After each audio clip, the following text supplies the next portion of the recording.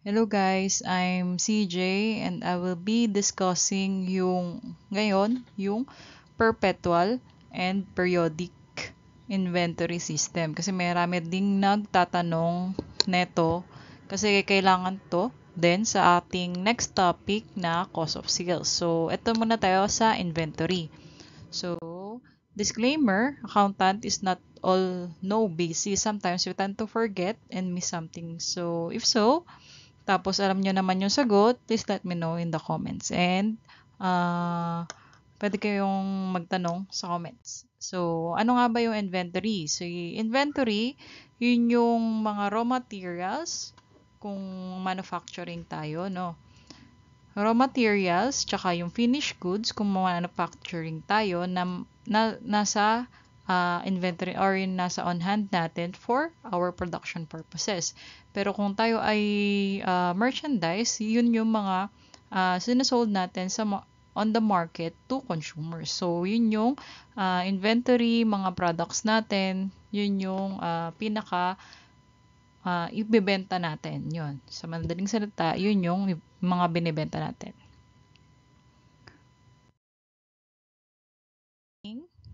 Ay merong method used to track the number of products they have available. So, meron tayong dalawang inventory method para malaman natin kung ilan na lang yung yung on hand natin or yung natitira nating inventory. So, ano yung dalawang accounting method use na yon? So, meron tayong perpetual inventory and the periodic inventory. So,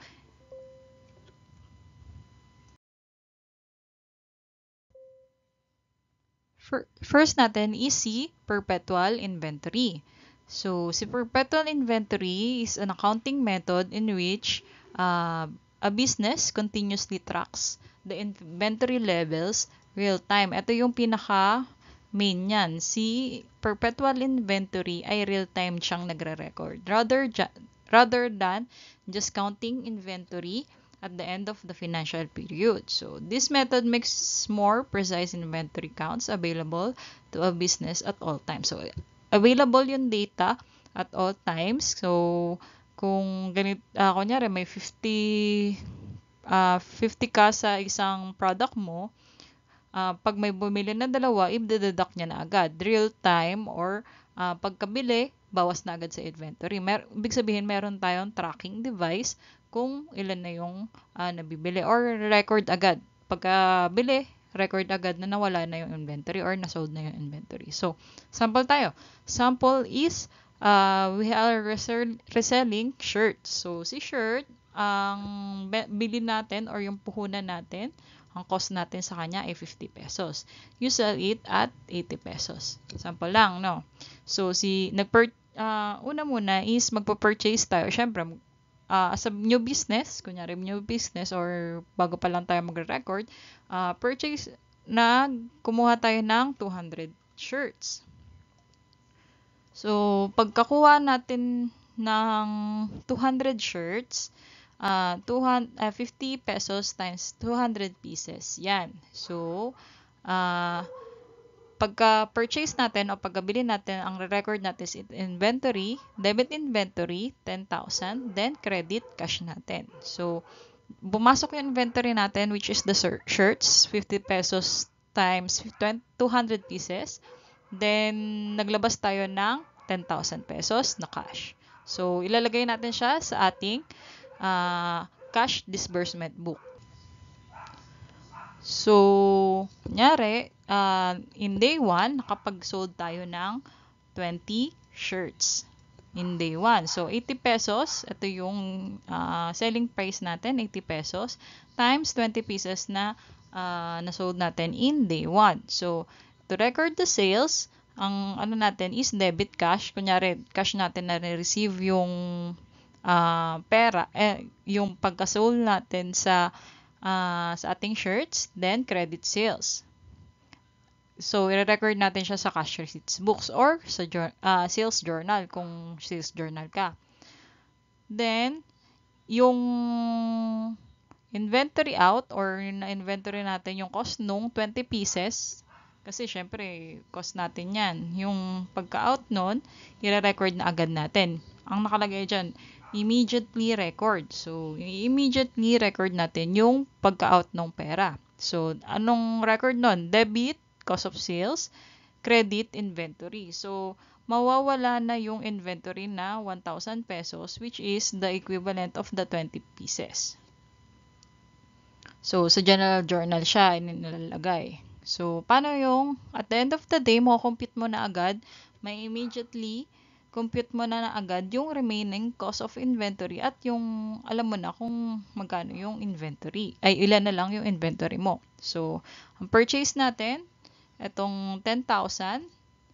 Then, nasold tayo at day 1 ng 1,000 pesos. So, 9,000 na lang, 9,000 pesos na lang yung remaining inventories or 9,000 divided by 50 pesos is meron na lang tayong 180 pieces na ating inventory. So, at the end of the day, alam na natin kung ilan agad yung inventory na na-sold out natin. So, ganun yung perpetual. So, the end of the day, meron na agad result kung ilan na lang yung inventory na remaining.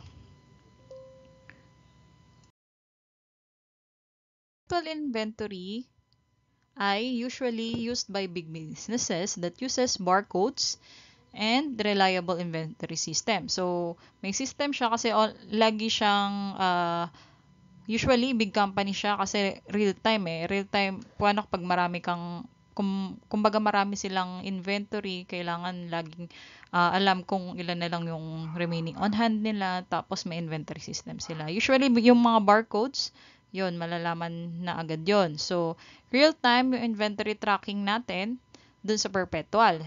Again, real time siya. So, detailed and frequent reporting on inventory status ay available kasi nga everyday siya or real time siya dapat tinatrack. So, usually need natin ng online database of inventory kasi para kung sino man yung mag-out ng item is ma-deduct na agad niya yung inventory. So, ayun, may need, minsan kailangan niya ng point of sale systems para pagka-punch nung barcode na yun, ma-deduct na agad siya sa remaining inventories. Ganun siya. So, ito yung mahalaga kung paano siya mako-compute yung cost of sales natin. So, madali lang to sa perpetual. So, sold 20 shirts in day 1. So, 50 times ano lang siya, immediately nare-record na natin yung inventory or yung cost of sales natin. So, debit cost of sales, debit yung inventory natin. Ito yung na-record natin kanina. So, sa general journal siya. So, at the end of the month, you will transfer all the general journal account to the ledger. Diba? Ito, general journal, tapos i-enter mo siya sa ating cost of sales. Ayan, sa ating ledger. So, ganito yung ledger natin, may debit, credit. So, kunyari, total cost ng cost of sales natin sa isang buwan ay 3,000. So, 3,000 agad. Ibig sabihin, madali na siyang matrack kasi on the dot siya. Ay, on the dot. Kumbaga, lagi mo na siya nire-record. So, ito-total mo na lang siya at the end of the month or at the end of kung magkano yung cost of sales. So, kumbaga, recorded na agad siya at the end of the day. Tapos, ito-total mo na lang siya para malaman mo kung magkano yung cost. Kumbaga, directly nare-record yung sa perpetual inventory natin.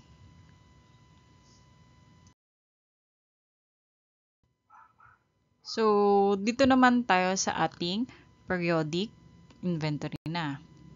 So, si inventory is the periodic inventory system is an inventory valuation where you do a physical inventory count. Magka-count tayo ng natitirang inventory natin at the end of the defined accounting period. So, defined, ibig sabihin, yung period natin can be annually or yearly, quarterly or every 3 months, and monthly or every month. So, ganyan. Sample, business natin is reselling ng shirts. So, same siya yung kanina, example kanina, puhunan natin sa shirts is 50 pesos. You sell it at 80 pesos. So, purchase of 200 shirts, nung pumili tayo at 50 pesos ng 200 shirts. So, same siya ng perpetual. Same siya kanina.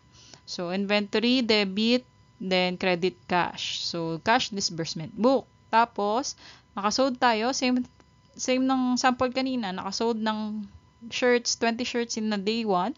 So, record sales natin, debit cash, credit sales.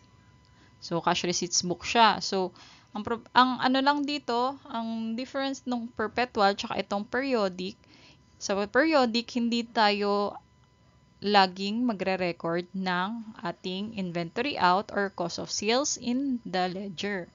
So, or in the journal. So, hindi tayo magre-record agad ng ating nawalang inventory. So, everyday, hindi natin alam kung ilan na yung na-sold natin, ganyan. So, wala tayong instant or real-time monitoring kung magkano yung inventory natin na nasa loob ng ating inventory. Ng ating, yun, yung kung ilan na lang yung remaining inventory natin. At the end of the period, so whether monthly, quarterly, annually natin, so magpa-perform tayo ng inventory count. So, ano yung inventory count? So, bibilangin mo yung inventory or your remaining items mo. Yun lang yung ano mo. Yung every period, magka-count ka lang nung kung ilan yung remaining items mo. So, sample natin dyan. Remaining items counted natin is 140 pieces or 140 pieces times 50 pesos is 7,000 pesos yung remaining inventory natin. So, 140 pieces yung na-compute natin na sell natin ng shirt. So, ibig sabihin, sa 140 pieces na available, 60 pieces na yung na sold natin. Kasi 200 siya, 'di ba? So, ganyan siya. Basta ang remaining inventory ang makukuha mo sa end of the period. Maalaman nyo naman, periodic, ibig sabihin per period lang, hindi real time. So, usually, used by small businesses kasi hindi na tayo nagtatrack ng everyday ng ating inventories natin. So, interval-based siya. So, pwede siyang monthly, quarterly, and annual. Nasa sa inyo. So, less technology reliance, no need for online databases, inventory systems, hindi na kailangan. So, inventory not monitored real time. So, paano naman natin mo-compute yung cost of sales natin? So, kanina, directly lang na mo-compute natin yung cost of sales kasi everyday tayo nagre-record ng cost of sales and inventory. Dito, hindi siya kailangan may formula. So, this period, kunyari, ang purchases natin is kanina is 10,000. So, less, kasi ito yung makukuha natin ang ending inventory na lang. So, magbibilang tayo, ang ending inventory natin is 7,000. So, ibig sabihin, ang cost na nagbenta natin is 3,000. Kasi ito yung nawala sa inventory natin. Kasi ito yung binili natin, pero ito yung wala na. Kasi sold na siya. So, at the end of the period, so you sold 60 pieces for the month or period. So, 3,000 yan divided by 50 pesos or 60 pieces yung na sold na natin. So, the next period, kasi 'di ba may remaining tayo, may ending inventory tayo eh. So, meron tayong beginning inventory. So, ayan siya. Beginning inventory natin is from the last period na 7,000.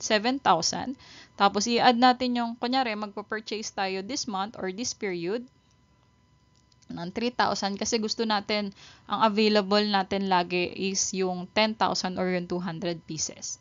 So, lagi tayo nagpa-purchase ng kung hanggang gusto natin na maging 10,000 yung available natin na inventory. So, mayroon tayong beginning pero 3,000 lang yung purchases natin unlike dito na 10,000. So, available natin total is 10,000. Tapos, nung ending ng ano na yon, ng period or ng month na yon, 4,000 na lang yung remaining or yung ending inventory natin. So, remaining inventory natin is halagang 4,000 na lang. So, ang cost of sales natin is 6,000 for the month or for the period. Kasi, ang available natin is ito, 10,000. Pero 4,000 na lang yung natitira nating inventory. So, ibig sabihin, nawala itong 6,000 na to, or na-sold out na siya. Ganun siya. So, you sold 120 pieces for the month or the period, or 6,000 divided by 50 pesos, or natitira na lang, nisold natin yung 120 pieces. Nasold natin siya 120 pieces. So, ganun. Ganun lang yung ano niya. So, ang formula is beginning inventory add purchases equals available per sale less ending inventory is equals yung cost of sales mo. So, ayan. So, perpetual is real-time siya. Si periodic, ito yung comparison lang natin. Perpetual and periodic. Si perpetual, real-time, ito periodic. Kaya nga periodic ang tawag. So, uses online database kasi kailangan, or books to record the account. So, ito, physical inventory na lang. So, si perpetual ay continuous update ng ating inventory. Si periodic is updates lang at the end of the accounting period. Si perpetual, ang balancing figure niya is inventory. So, si periodic, cost of goods sold yung kinocompute natin. So, no need to stop business operation for accounting issues. Kung si periodic naman is kailangan mong i-stop yung operation mo para makapagbilang ka. Kasi syempre, kapag hindi ka nag-stop ng operation tapos bibilang ka pa, maraming pwede pang magbago. Maraming pwedeng mag-sold pa. So, ganun lang. Basta tatandaan si perpetual is real-time, si periodic ay every end of the period. Kung ano ang gusto mo, annual man or quarterly or monthly. Pero maganda na din yung quarterly. Basta ipunin mo lang yung lahat ng purchase mo per the quarter para malaman mo yung total na cost of sales mo. So, facts tayo. As a Shopee's question, as a Shopee seller, anong mas magandang gamitin ko na inventory system?